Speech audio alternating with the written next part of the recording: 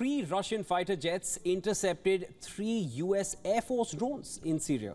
US Central Command released a video of the incident which shows the jets releasing parachute flares in front of the drones, ostensibly to block their view. Now, both the US and Russia are operating in Syria.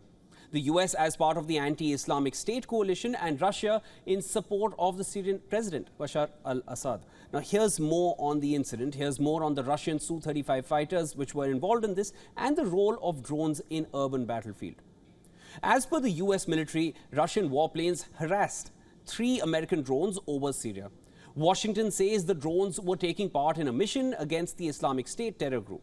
The Russian jets dropped parachute flares in front of the US drones while they were on the mission, forcing them to take evasive action. Now, one Russian pilot turned on the fighter plane's afterburner and he did it right in front of the MQ-9 Reaper drone, reducing the operator's ability to safely operate the UAV. US commander said the events represent another example of unprofessional and unsafe actions by Russian air forces which are operating in Syria.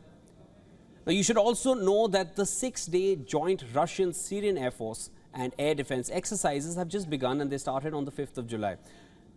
Let's now take a look at the Sukhoi Su-35, the multi-role super maneuverable fighter which is the mainstay of the Russian Air Force. The flanker has a maximum takeoff weight of over 34,000 kilograms. It has a service ceiling of 18,000 meters. The formidable Russian fighter can hit a speed of Mach 2.25. That's 2.25 times the speed of sound. The maximum payload is 8,000 kilograms.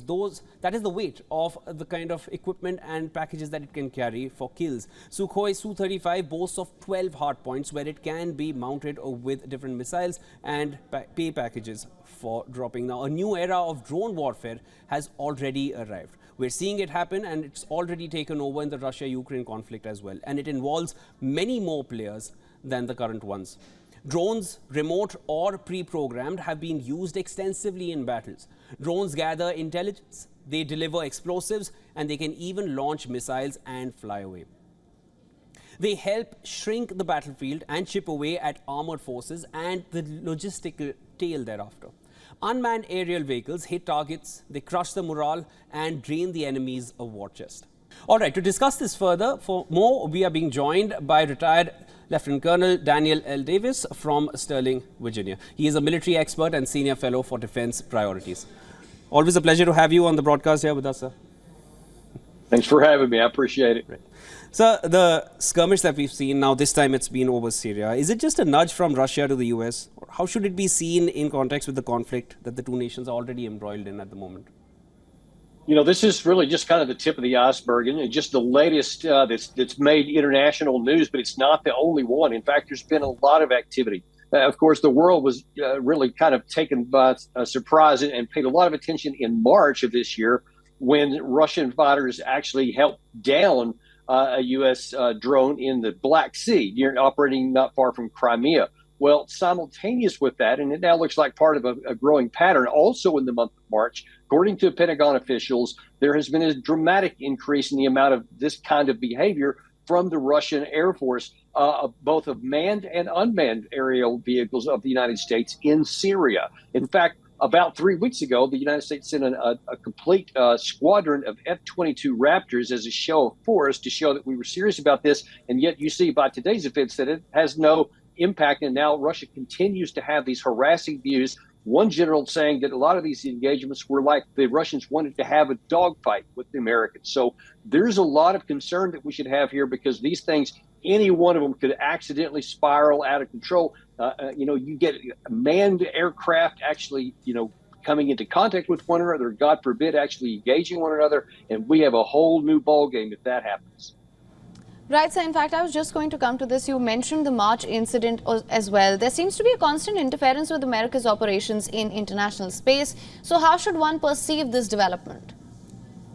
I think that this is Russia saying, look, we're tired of all the support that you're giving to our mortal enemy in Ukraine that's resulting in Russian soldiers being killed and Russian airplanes being knocked out of the sky.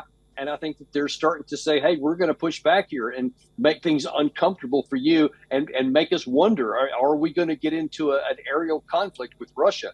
And the more aggressive they get this, we just can't deny the possibility that at some point they decided to actually fire on American aircraft as a warning or any kind of other miscalculation.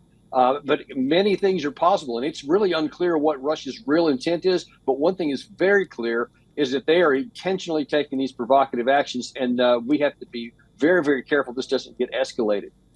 Sir, just to take a little further, you did, of course, mention the Ukraine angle here. I wanted to ask, what kind of impact do you see this having, whether it's on Syria or in Ukraine going forward? Well, I think that, in Syria, it's a kind of a low-scale operation for the United States in their continuing counter-ISIS operations.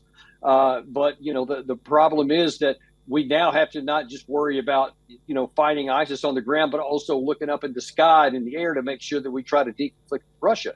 And we have what has been a fairly robust and effective deconfliction communication channel with the Russians in Syria, and it's been very effective over the years. But now it appears that even in areas where we've had the deconfliction, then Russian jets come in to harass some of our planes anyway. And so that, again, implies an intentionality on the Russians, but we're not clear towards what end or to how far they're willing to go on this.